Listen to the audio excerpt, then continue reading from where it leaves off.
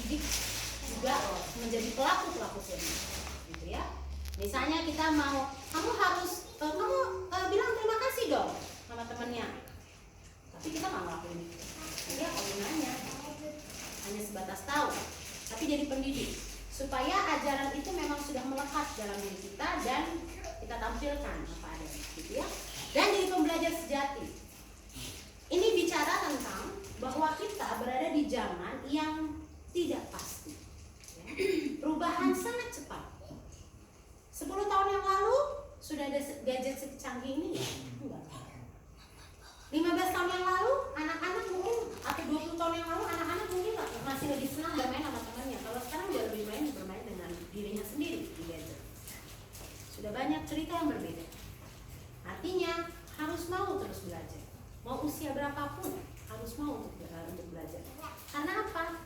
Karena bukan hanya soal perubahan zaman, tapi kita mau supaya apa yang kita bagikan itu efektif buat setiap anak. Mudah-mudahan ya.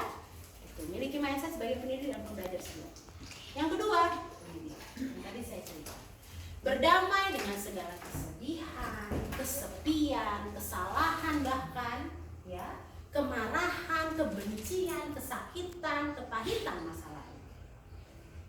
Karena anak kecil itu sangat mudah tertransfer secara psikis, entah energi atau apa.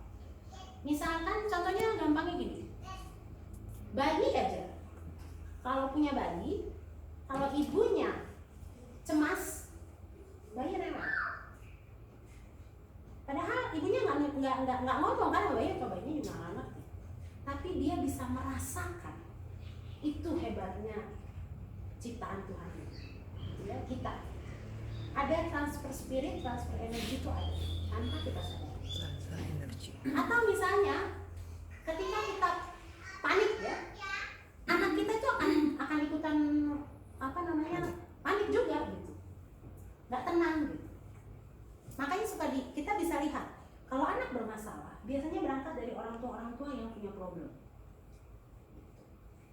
karena itu bicara tentang transferan. Jadi artinya buat kita supaya tidak ada isu yang prihatin tentang anak-anak, lebih baik bereskan, berdamai. Mulai hari ini pikirkan, berkomitmen untuk menyelesaikan apa yang belum selesai. Ya, kalau saya di kelas konseling misalnya, ada yang orang konseling itu banyak sekali problem-problem psikologis itu berangkat dari unfinished business. Artinya ada urusan-urusan yang tidak tuntas. Karena apa? Bisa jadi orang yang bersangkutan cenderung menghindari dari menyelesaikan masalah, menghindari dari menghadapi masalah. Itu akan jadi masalah yang lebih besar. Nah itu makanya harus ya. Terakhir, miliki unconditional love, artinya cinta tanpa syarat. Kita bisa, misalnya tahun ini, tahun kemarin kita dapat anak-anak yang manis-manis semua, nggak rewel, nggak gila ya. Generasi berikutnya, masuk tahun berikutnya, air yang segala macam modelnya. Terus kita bilang, enakan yang dulu ya. Terus kita nggak merubah cara pendekatan nih dengan anak-anak yang berbeda. Artinya kita menuntut sesuatu dari mereka. Padahal seperti yang tadi kita udah bahas, setiap anak itu punya kekhasan, punya kepribadian yang memang sudah Tuhan anugerahkan buat dia. Sekarang tinggal kita orang yang dewasa yang menyesuaikan, karena kita yang sudah lebih tahu dan lebih fleksibel melakukan itu. Ya, jadi milikilah unconditional love atau cinta yang tanpa syarat, seperti halnya Tuhan Yesus sudah mencintai kita just the way we are, ya, apa adanya. Ya. Begitu teman-teman ya. Baik, kita sudah akhiri semuanya.